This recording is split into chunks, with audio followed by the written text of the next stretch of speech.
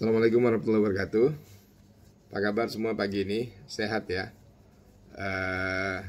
Syukur alhamdulillah kalau pada sehat dan kita bisa beraktivitas kembali. Ini akhir tahun ya.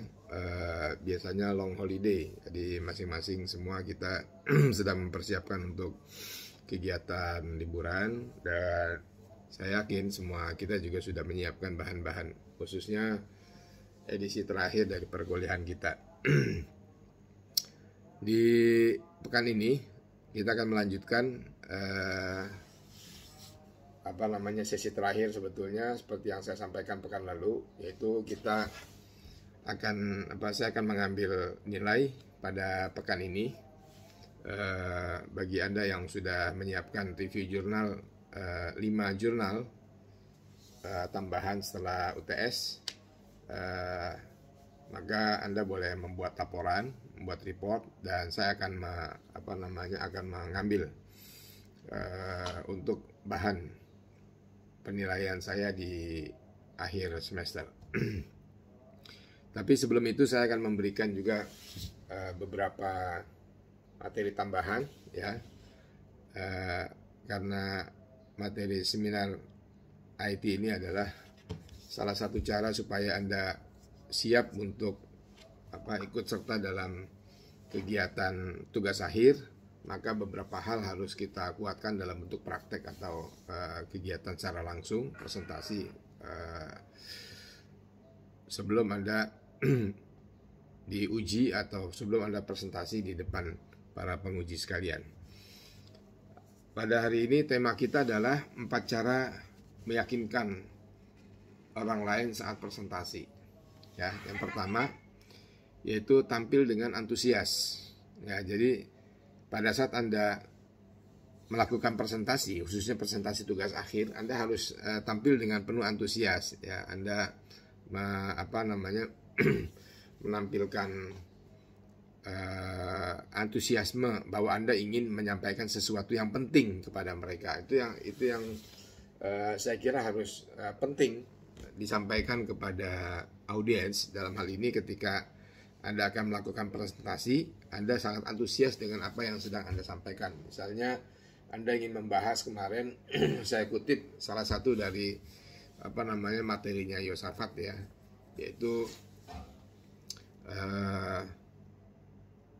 bahasan tentang membangun sistem informasi atau membuat perancangan sistem informasi data pasien pada Puskesmas Pasundan misalnya gitu. Ya. Nah, itu Anda harus menyampaikan bahwa sistem informasi data pasien ini sangat penting ya, menjadi satu kepentingan tersendiri karena sudah sangat banyak sekali. Walaupun pada dasarnya setiap tempat itu ada teorinya ya. Jadi setiap tempat, misalnya kita punya usaha, lokasi kita bagian parkir depannya itu 10 meter persegi ya di ruko, atau 5 ya, kalau ruko itu misalnya sekitar 5-20. Itu sudah tahu ya, itu ada teorinya. Bagi pebisnis atau pengusaha itu punya sudah punya ukuran.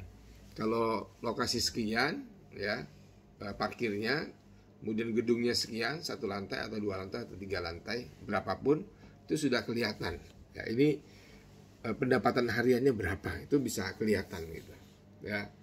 Coba Anda perhatikan, apakah sama pendapatan di ruko dengan, walaupun memang yang menarik itu adalah misalnya perbedaan ya, kajian antara kalau kita belanja di mall, antara income chat time misalnya dengan KFC. Menurut kabar itu katanya sama, padahal KFC itu kan menyajikan ada ruang duduknya, ruang santainya, ruang untuk makannya, meja kursi, dan sedangkan chat time tidak gitu. Tapi menurut informasi bahwa chat time itu pendapatannya mirip dengan KFC.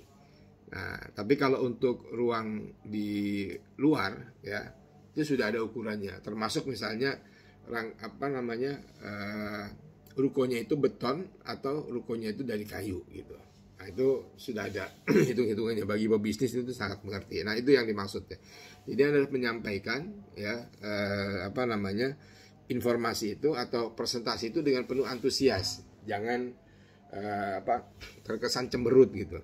Itu yang tidak diinginkan oleh audiens, supaya Anda tidak menjadi sasaran tembak atau sasaran pertanyaan yang bertubi-tubi, ya, karena Anda sendiri tidak memberikan pandangan yang antusias, presentasi yang antusias kepada audiens. Yang kedua, gunakan bahasa tubuh yang positif, ya.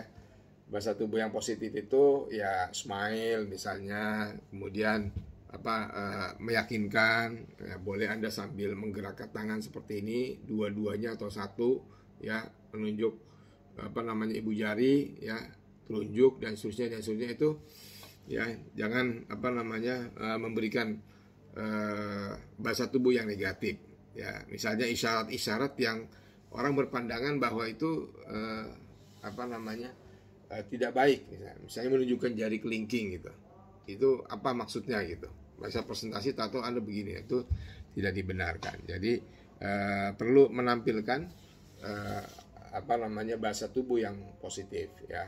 Anda boleh juga berjalan ke sana kemari, ya, menunjukkan antusiasme kepada audiens yang di sini, ya, kepada pengunci pertama, pada pengunci kedua, pada pengunci ketiga, Anda boleh, ya, berjalan menunjukkan antusiasme dan juga bahasa tubuh yang positif, bahwa Anda ingin mendengarkan apa yang beliau tanyakan dan Anda ingin mendengarkan apa yang beliau ingin sampaikan. Jadi pesan-pesan itu harus kuat sampai kepada mereka gitu.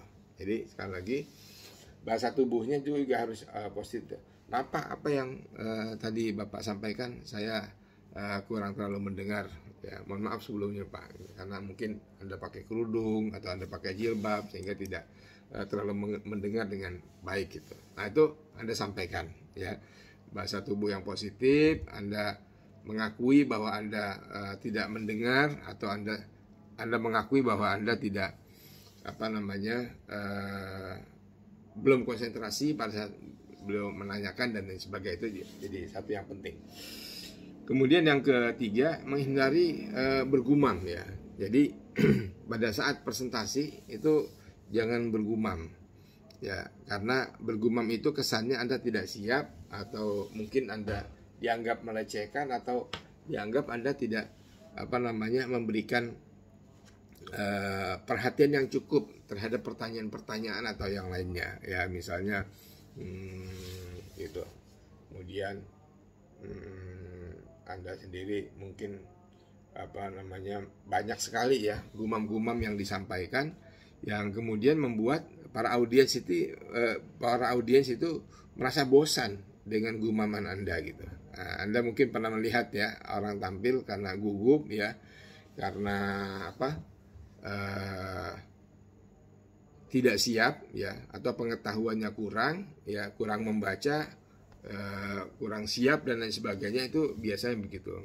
Kebanyakan diam, kemudian noleh salah, noleh sini, ya, kemudian tambah lagi tangan ini berkeringatan, ya, berair dan seterusnya.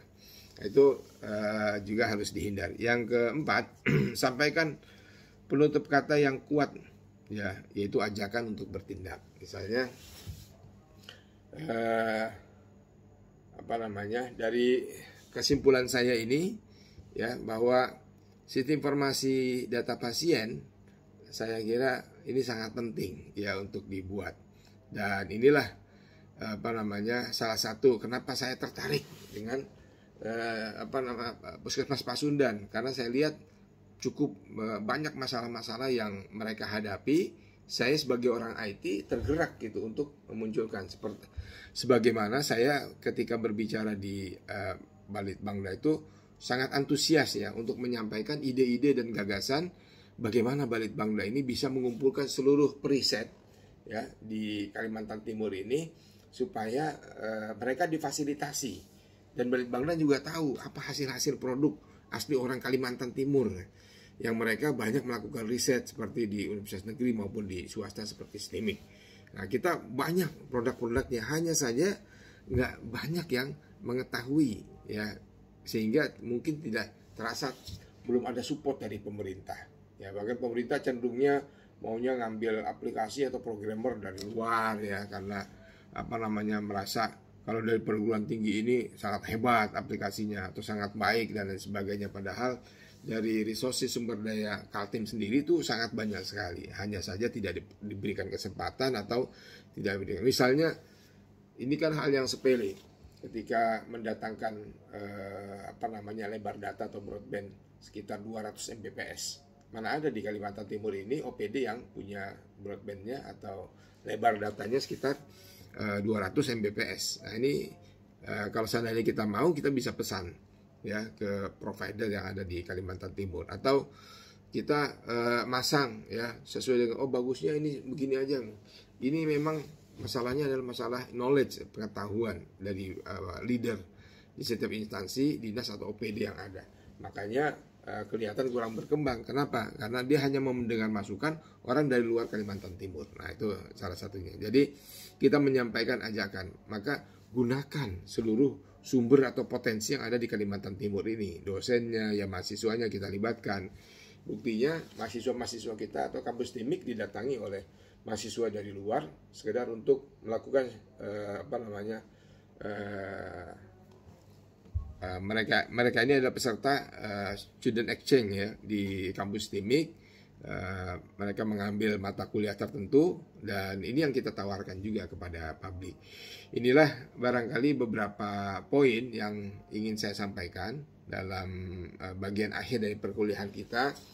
Saya yakin sebetulnya semua Anda sudah punya pengetahuan atau kemampuan dalam presentasi ini, dan saya hanya ingin Anda membuat 10 video itu dalam rangka mengulang-ulang dan meyakinkan kepada saya bahwa dan kita semuanya bahwa Anda memang mampu untuk bisa presentasi dan bisa menyampaikan ide dan gagasan Anda kepada publik.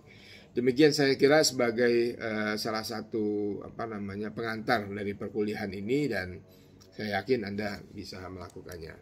Oke, selamat pagi, salam sejahtera untuk kita semuanya, salam sehat, terus review jurnal, nambah pengetahuan, dan Anda bisa menjadi terbiasa untuk menyampaikan ide-ide dan gagasan. Pertama ide dan gagasan dari orang lain, Anda review kembali, kemudian ide dan gagasan dari Anda bisa menyampaikannya dengan baik kepada orang lain. Demikian saya akhiri, dan selamat pagi, salam sehat semuanya, jangan lupa vaksin jika ada kesempatan, dan itulah salah satu cara kita untuk melakukan pertahanan diri ya, sebagaimana rekomendasi dari WHO dan juga pemerintah kita melalui Menteri Kesehatan. Dan saya yakin Anda juga bisa terus melakukan review jurnal-jurnal yang lain. 10 jurnal ini hanya salah satu dari cara untuk mendekatkan atau untuk membuat Anda lebih banyak pengetahuan, lebih berilmu. Saya tetap menyarankan bukan cuma 10, tapi Anda membaca 20, 50, atau 100 jurnal, minimal judul-judul yang terbaik untuk kemudian Anda kumpulkan dan Anda bisa menyampaikannya kembali. Demikian dari saya akhiri. Selamat pagi dan salam sejahtera kita semua. Assalamualaikum warahmatullahi wabarakatuh.